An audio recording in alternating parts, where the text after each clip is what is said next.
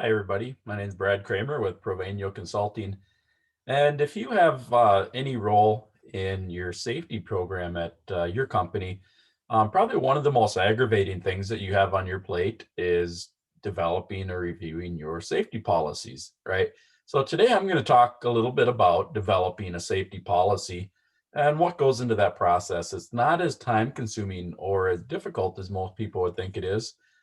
So with a few little tips and tricks that I use, I'll put them out there and make some recommendations. And if you need any help with your safety policies, feel free to reach out to me at Provenio Consulting.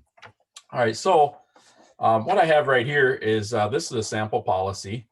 Oops, sorry, holding that up here kind of blocks the light from my green background and sun's that crazy. But anyway, um, so this is just this is one policy. This is on the hazard communication or right to know policy for a company that I developed.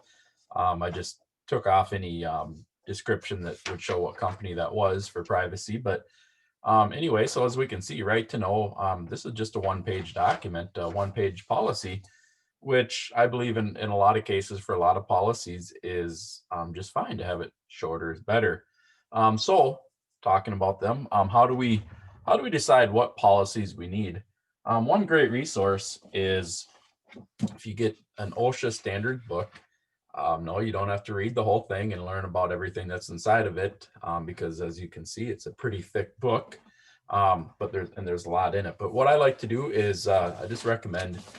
So if we go into the index here, and it'll show you all the different sections in here, right? So you can just run down these sections and you can look at what you do and don't need for your business. For example, if you do not have forklifts and aerial lifts, or otherwise known as man lifts or boom lifts and stuff like that, that eliminates quite a few of these programs, several of them. All right.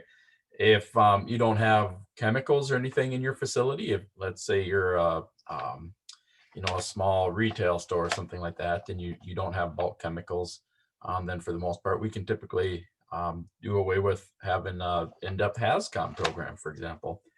So we can go through this and look at all the different standards, and a lot of times just scratch out what we don't need for policies for your business. So that's a good starting point to see what there is. That might not be all inclusive. You might have other standards or other like NFPA or Department of Health requirements and stuff that might apply to you. For example, if you have an X-ray machine, you're going to have additional requirements in there. But that's a good starting point to determine what policies you need to have in place for your business. Then the next thing is when you start to make that policy, make a list of the core requirements or elements of that program. That's where it's going to be. You have to know a little bit more about what's in that standard. So you're going to want to do a little bit more reading or reach out to somebody for a list of the different elements that are required for it.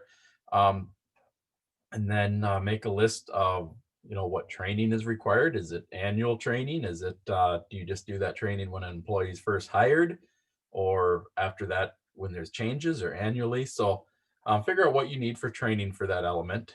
What tools does your facility have that you need to reference? For example, if you're writing a lockout tagout program, what do you have for locks? What do you have for lock boxes and stuff like that? So making sure that you have all those the tools in your facility that apply to that program, you'll have in there. We talk about annual reviews. So this policy is actually required by OSHA to be reviewed every year to make sure there's no required changes or something hasn't changed in your facility. Usually that's just going to be reading through that policy, making sure nothing has changed, and then the manager typically signs off saying that it's been reviewed for the year. All right, I like to keep these very brief, and there's several reasons for that. First one being a long policy, nobody reads it. I don't like reading policies. I don't think anybody likes reading policies. So if we have a 10-page policy and a single page will do the job, why make it 10 pages, right? It just ensures that nobody's ever going to read it. And if nobody ever reads that policy, nobody follows it, right? So if nobody's following that policy, that's where we get into trouble. So usually One big problem with policies, why things don't get followed at companies, is because it starts with the policy is too long, drawn out, and nobody reads and understands it. This is just a guidance document, all right? This does not have to have every possible scenario, every regulation in it and stuff like that. This is a guidance document for management and employees to make decisions and to really get into describing your company's policy. Don't reference, but don't quote everything by OSHA. For example, I've seen other safety people that they'll verbatim take the OSHA standard and put it in there. And in that case, you may as well just go to Google or pick up your book and read the OSHA standard, because there's really no reason to have a lot of quotes in here from OSHA. So for example, this one's the right to know or HAZCOM program. So it does reference CFR 1910-1200, for example, but I don't have anything in here quoting OSHA. There's no reason for it. It just takes up space. If somebody wants to read the standard, open a book or get on Google. Avoid legal or technical jargon, right? Policies I write, for the most part, somebody with a 6th grade reading level could pick it up, read it, and understand it. Why? Because you're going to have different people working in different organizations, everybody from management and to people that they may not have further education. I'm not mocking that. That's just maybe where they come from or where their abilities are. And they need to be able to understand this just as well as management does. So the more you can avoid technical jargon, legal speak and stuff like that, the better. All right. And make the sections easy to find. So for example, in this HAZCOM program, it breaks down into what the scope of it is. So I talk about what it applies to. We talk about the HAZCOM program, what's there for labeling, what's required for storage and stuff like that, and chemical disposal. Doesn't get into much more. This specific policy was written for a small manufacturing company that really doesn't have much more for chemicals other than oil and waste oil or used oil from their forklifts, a few cans of spray paint, a few adhesives, and that's it. They don't have like bulk chemicals. So this program could be minimal, right? So it is minimal.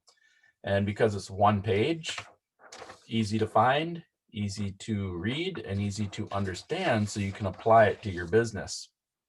So it's going to be easy for everybody to apply in that business, easy to follow. One benefit that I had when I started working in safety was I worked for a big corporation. And when I would write a safety policy, that typically went to the lawyers to review. And through that back and forth process, I really learned what works in a safety policy and what doesn't. So, when they said use this word, don't use that word, cut this out, add this to it.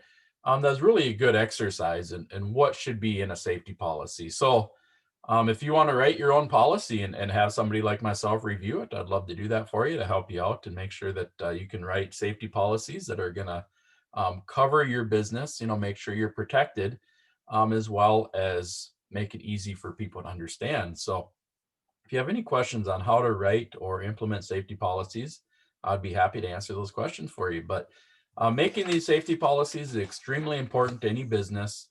Doesn't matter what size you are, what industry you're in, it's important to have those policies in place so that everybody can refer to them and be on the same page, as well as if you do get an inspection by OSHA, that it's easy to pull out. Anybody knows where it is and says, where's the HAZCOM program? It's right here. All right. All right. So if you have any questions, feel free to reach out to me and have a great day. Thank you.